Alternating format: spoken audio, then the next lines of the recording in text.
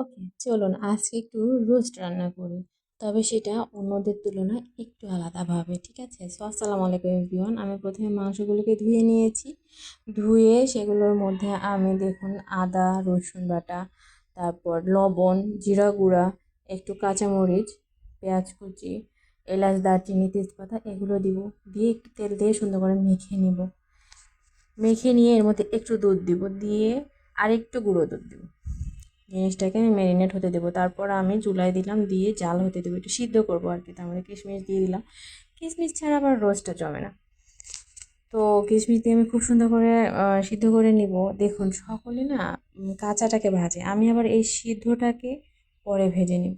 এখন সব এক এক করে উঠিয়ে নিব, পানি ঝরিয়ে নেওয়া আর কি, নাহলে তেলটাতে যখন পানি পড়বে ছিটে যাবে। তো আমার উঠিয়ে নেওয়া হয়ে গেছে। এখন আমি একটা কড়াই দিয়ে দিব চুলাতে। তার মধ্যে আমি কিছুটা তেল দিব।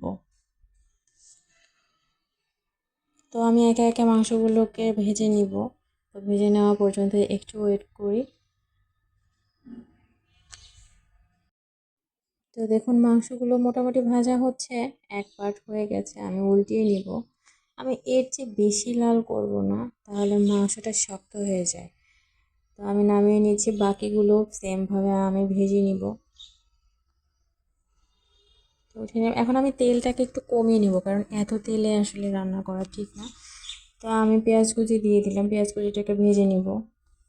ভেজে নিয়ে মাংস যে আমার সিদ্ধ করার পর যে গ্রেভিটা ছিল আমি এটাতে ঢেলে দিব। তার সাথে আর একটু পানি দেব, কারণ মাংসটা যতটুকু সিদ্ধ হওয়া বাকি ছিল সেটা এই গ্রেভিতেই সিদ্ধ হবে। তো সিদ্ধ হতে থাক। তো দেখুন আমি এই পানিটাকে জাস্ট শুকিয়ে নিয়ে তেলটা উঠিয়ে আসা পর্যন্ত ওয়েট করব। অনেকটাই পানি শুকিয়ে গেছে। তো এইটুকু রাখবো। Thanks for watching.